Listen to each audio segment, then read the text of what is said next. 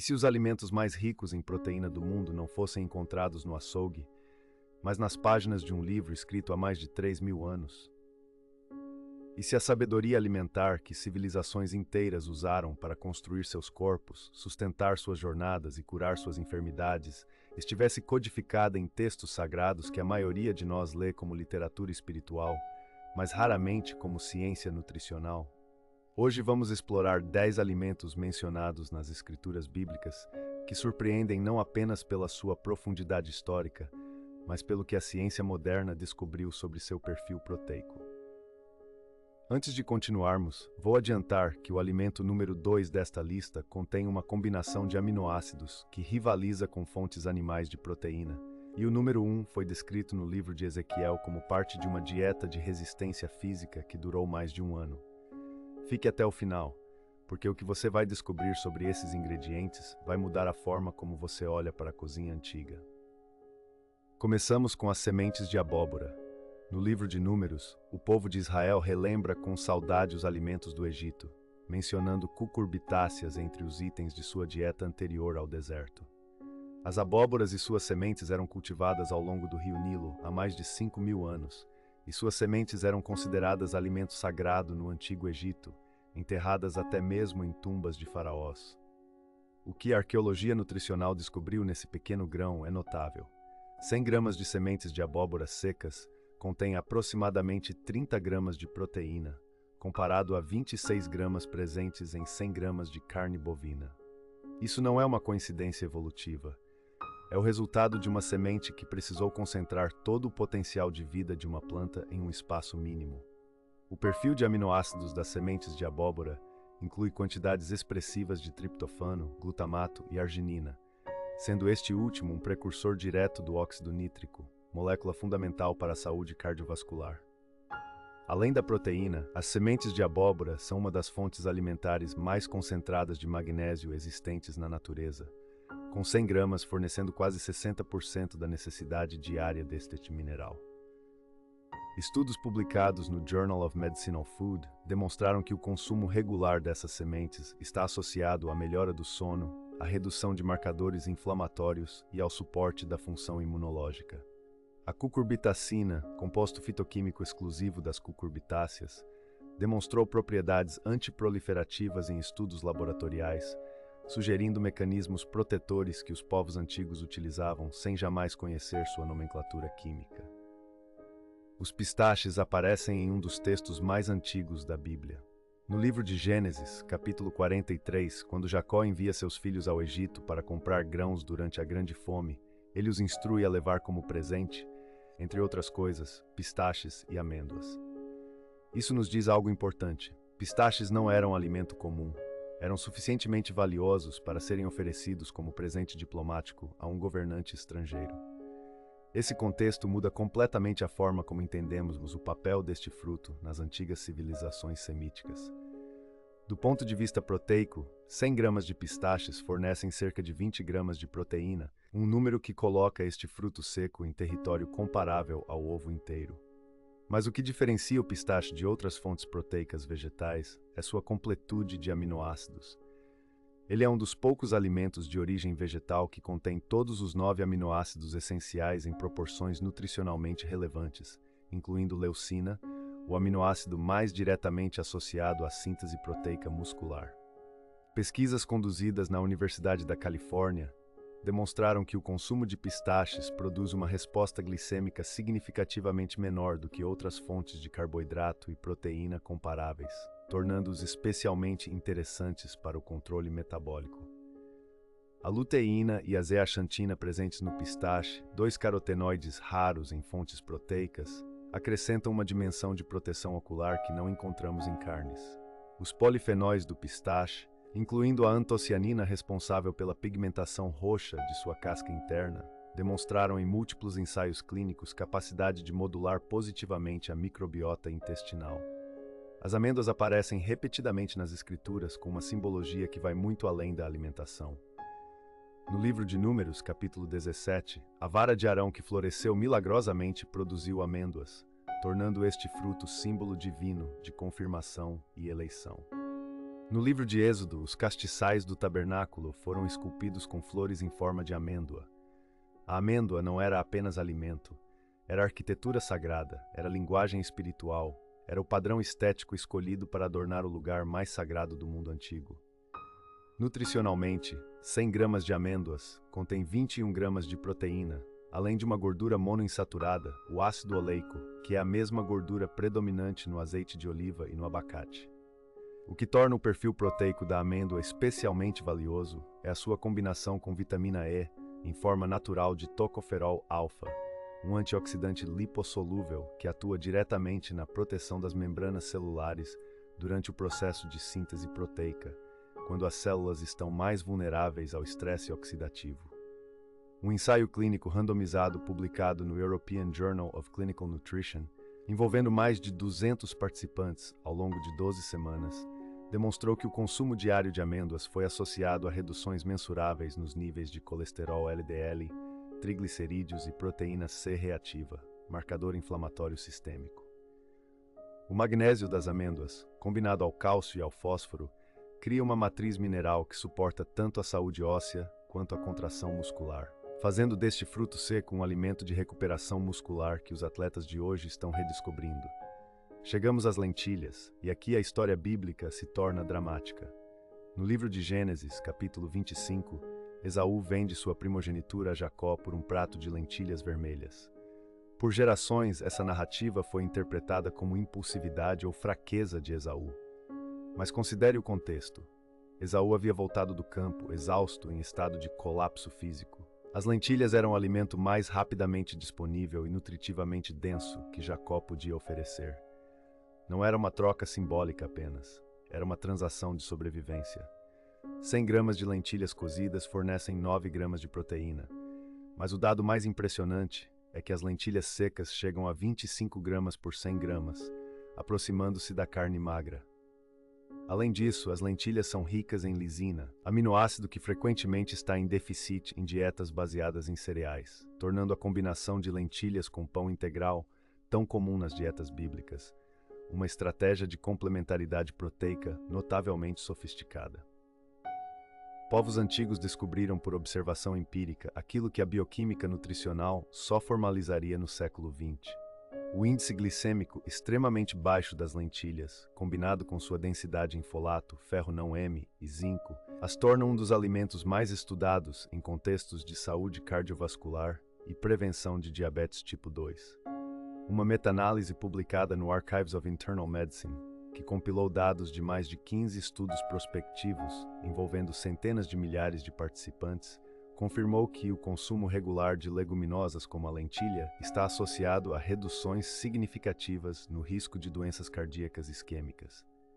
A fibra solúvel das lentilhas, especialmente o amido resistente, alimenta espécies bacterianas do intestino associadas à produção de butirato, ácido graxo de cadeia curta, com profundas implicações para a saúde intestinal e imunológica.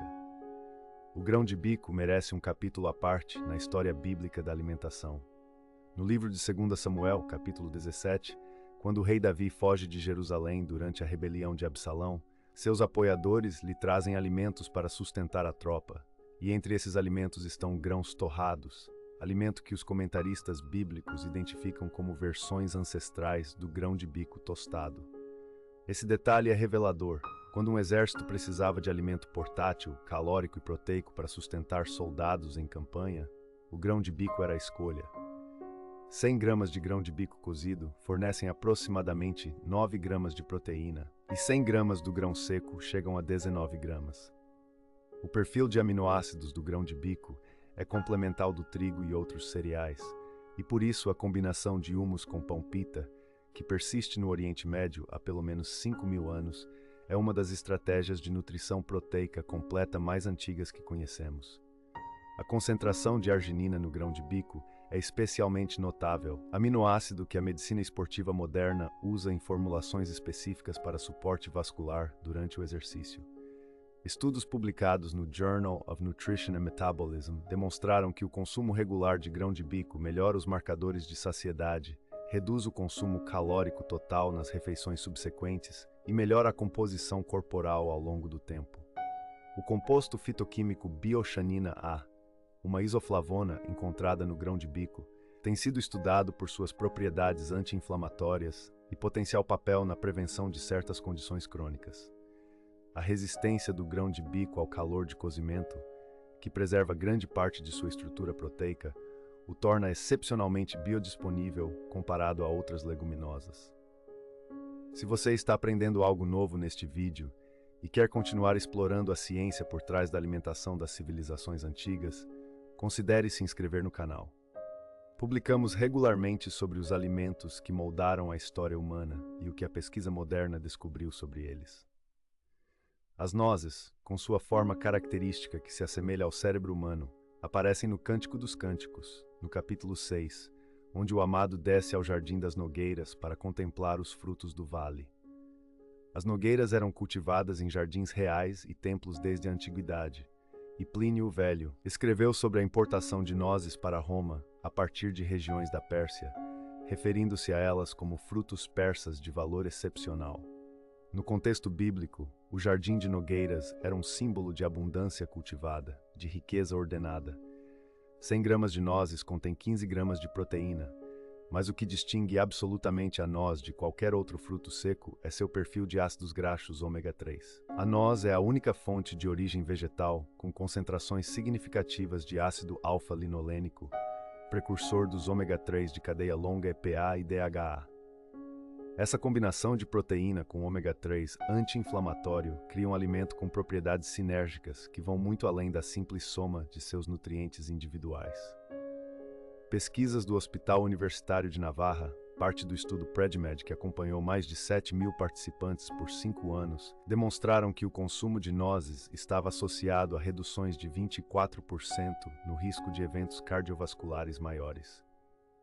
O ácido elágico das nozes e seus metabólitos, as urolitinas, produzidas pela fermentação bacteriana intestinal, têm demonstrado em pesquisas recentes capacidade de estimular a mitofagia, processo de limpeza celular que remove mitocôndrias danificadas e está diretamente ligado ao envelhecimento saudável.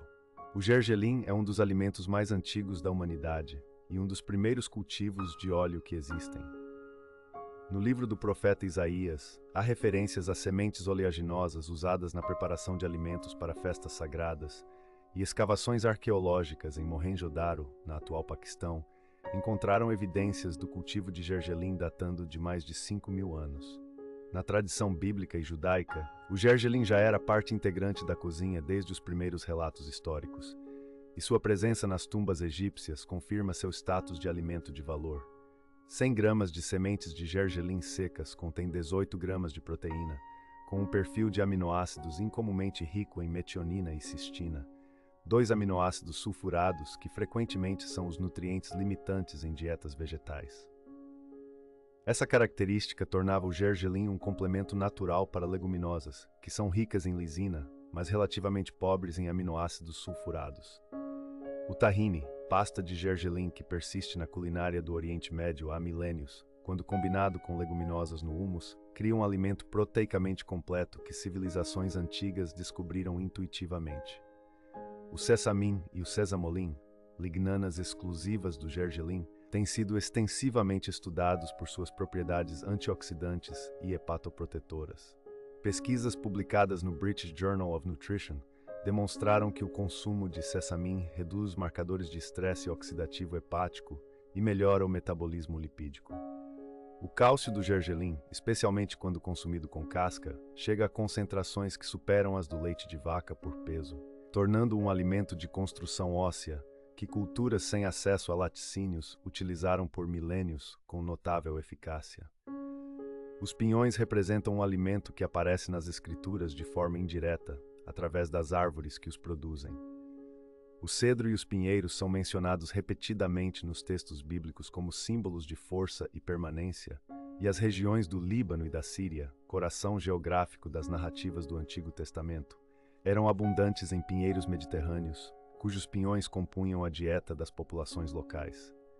O livro dos Salmos usa a imagem do pinheiro como metáfora de prosperidade e vida longa, e não é acidente que a árvore que provia um alimento tão nutritivo tenha adquirido conotações de abundância e bênção. 100 gramas de pinhões contém 14 gramas de proteína, mas o que os distingue é a presença do ácido pinolênico, um ácido graxo poliinsaturado raro encontrado praticamente apenas em pinheiros de certas espécies do Mediterrâneo e da Ásia. Esse ácido graxo demonstrou em estudos clínicos capacidade de estimular a liberação de colecistocinina e GLP-1, hormônios de saciedade que reduzem o apetite por períodos de até 4 horas após o consumo.